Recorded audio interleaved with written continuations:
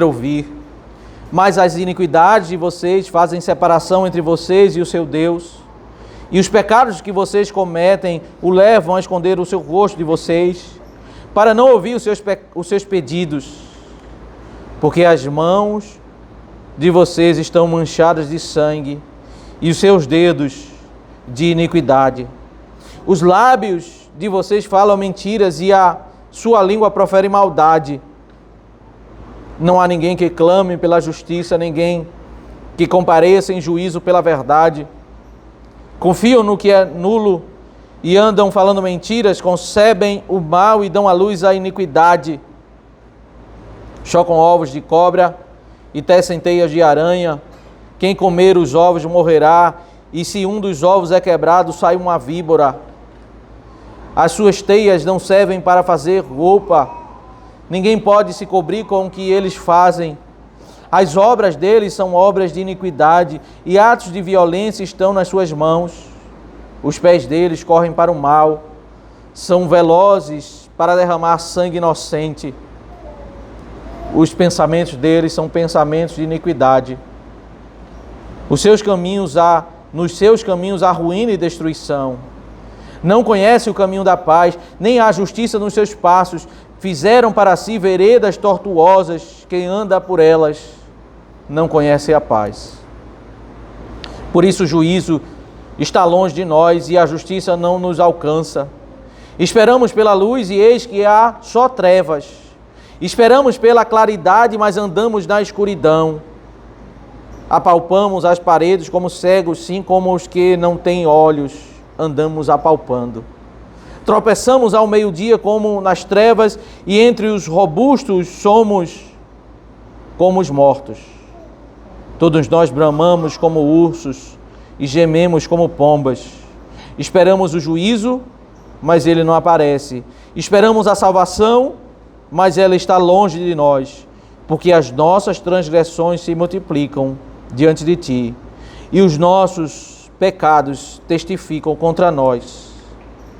As nossas transgressões estão conosco e conhecemos as nossas iniquidades. Temos sido infiéis e mentimos contra o Senhor. Nós nos afastamos do nosso Deus, pregamos a opressão e a rebeldia, proferimos palavras de falsidade que concebemos em nosso coração. Por isso, o direito se retirou e a justiça se pôs de longe, porque a verdade anda tropeçando pelas praças e a retidão não pode entrar.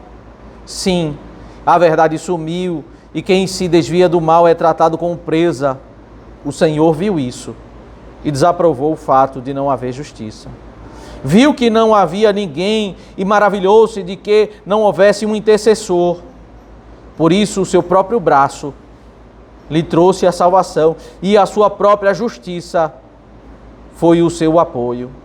Vestiu-se de justiça como de uma couraça e pôs o capacete da salvação na cabeça, pôs sobre si a veste da vingança e se cobriu de zelo como de um manto. Segundo as obras deles, assim retribuirá aos seus adversários furor, aos seus inimigos o que merecem. As terras do mar, a devida recompensa. Assim temerão o nome do Senhor desde o poente e a sua glória desde o nascente do sol. Pois virá como torrente impetuosa, impelida pelo Espírito do Senhor. O Redentor virá a Sião e aos de Jacó que se converterem, diz o Senhor. Quanto a mim, esta é a minha aliança com eles, diz o Senhor. O meu Espírito que está sobre você e as minhas palavras que pus na sua boca não se desviarão dela, nem da boca de seus filhos, nem da boca dos filhos de seus filhos, desde agora e para todo sempre, diz o Senhor. O capítulo 59, ele continua a tratar daquela queixa que foi levantada no capítulo 58. Por que o povo jejuava e Deus não ouvia a súplica deles? E o Senhor apresenta a denúncia dizendo que o Senhor não ouvia porque eles não faziam um jejum que era devido. Era um ritual, mas não havia quebrantamento. Eles faziam a abstinência de comida, mas continuavam tratando mal os seus os seus servos, os seus funcionários. Eles abandonavam o dia do Senhor. O capítulo 59 apresenta como que um capítulo que fala sobre a depravação total.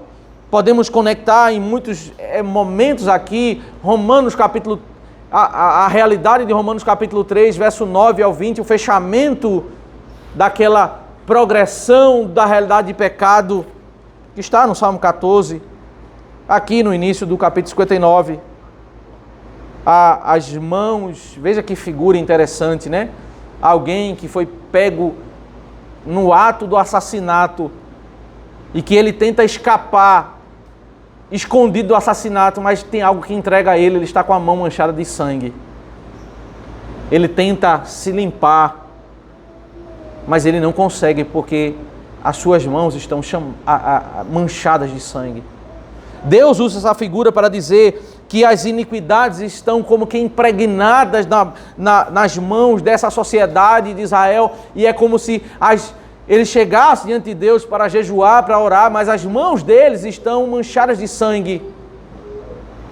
Há uma figura no livro do profeta Isaías que diz assim: lavem as suas mãos, se aproximem de mim. É uma figura que dialoga com essa outra figura. É como se ele dissesse: abandone os pecados costumeiros que vocês estão fazendo. Aquilo que você tenta esconder diante do Senhor, você chega com as mãos, mas Deus vê as mãos manchadas de sangue, impregnadas. As obras dele, ele representa aqui como uma figura de uma mulher que engravidou e dá à luz, né? Vocês como que geram, concebem o mal e dão à luz a iniquidade. É a figura de uma gestação e o parto. Ele está falando do processo de uma vida no pecado, mas ele usa essa figura tanto do assassinato como da gestação. Aquilo que eles produzem é como ovos de serpente, os frutos dele. E aí ele começa a uma figura interessante que muitas vezes as pessoas... esse é o grande desafio de nós estudarmos o Novo Testamento, né? O Novo Testamento ele não aparece no vácuo, ele é construído em cima da revelação do Antigo Testamento. E quando nós não compreendemos bem a revelação do Antigo Testamento, nós começamos a fazer algumas conexões indevidas no Novo Testamento. Quantas vezes você, ao ler Efésios capítulo 5, não ouviu Efésios capítulo 5, capítulo 6, né? Quando fala ali, especialmente o capítulo 6, começa a falar sobre a armadura de Deus. E aí algumas pessoas tentam fazer a conexão com a armadura do soldado romano, o capacete, a couraça, né? Na realidade, o que Paulo está fazendo, ele está fazendo um paralelo com Isaías 59.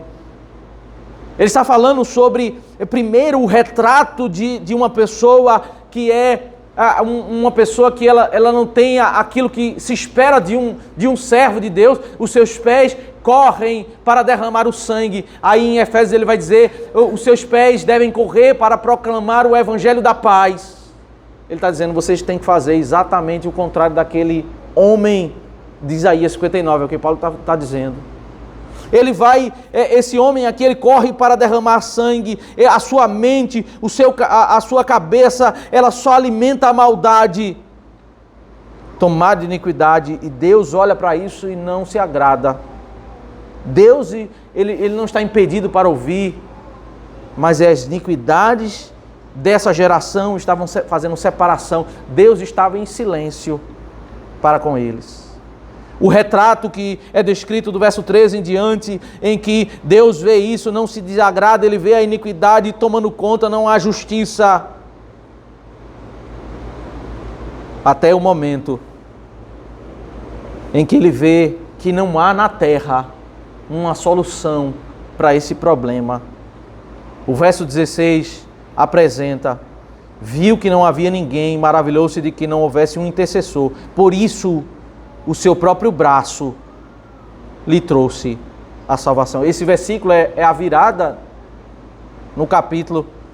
Essa expressão, o seu braço, é uma expressão do Antigo Testamento para falar sobre a força de Deus, a obra de Deus. O seu braço, ele fez a obra de redenção, ele se levantou, ele trouxe A solução para esse problema é que os homens não conseguem viver uma vida sem pecado.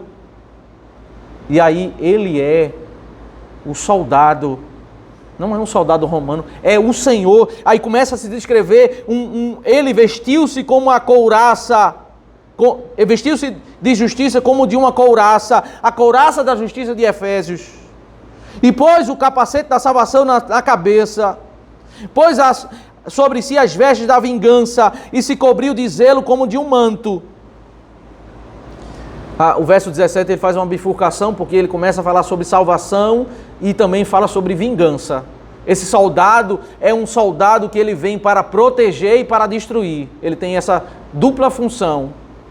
E o verso 18 em diante ele vai descrever o duplo tratamento. Aqueles que se arrependem diante do soldado, eles são protegidos, eles são beneficiados com o braço da sua força e recebem a salvação. Aqueles que se opõem a esse soldado que é Cristo, eles são destruídos.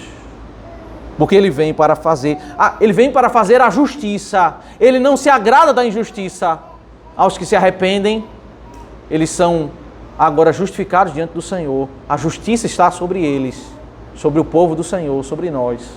Aos que não se arrependem, é necessário haver a vingança. A justiça é derramada. E aí a promessa, o verso 20, que é citado por Paulo.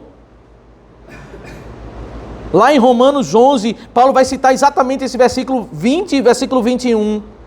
Quando vai explicar no meio da discussão por que nem todos os judeus são salvos, ele vai citar exatamente isso. Porque ele vai dizer, olha, Deus prometeu redimir e não redimir alguns. E ele diz lá em Romanos, é isso que está acontecendo. Alguns judeus são salvos e alguns judeus não são salvos. O Redentor virá a Sião e aos de Jacó que se converterem, diz o Senhor. Ele disse isso lá no Antigo Testamento. No meio da comunidade judaica, Israel imenso, ele diz, olha, alguns vão ser salvos e alguns não vão ser salvos. O profeta Isaías disse isso. Aí Paulo diz lá em Romanos, mas por isso, Deus nunca disse que iria salvar todos os judeus. Ele usa esse versículo para explicar a polêmica que estava sendo levantada por eles. Quanto a mim, esta é a minha aliança com eles, diz o Senhor. Promessa para as gerações, para os nossos filhos, para os nossos netos. Que o Senhor Deus nos abençoe e aplique a sua palavra aos nossos corações.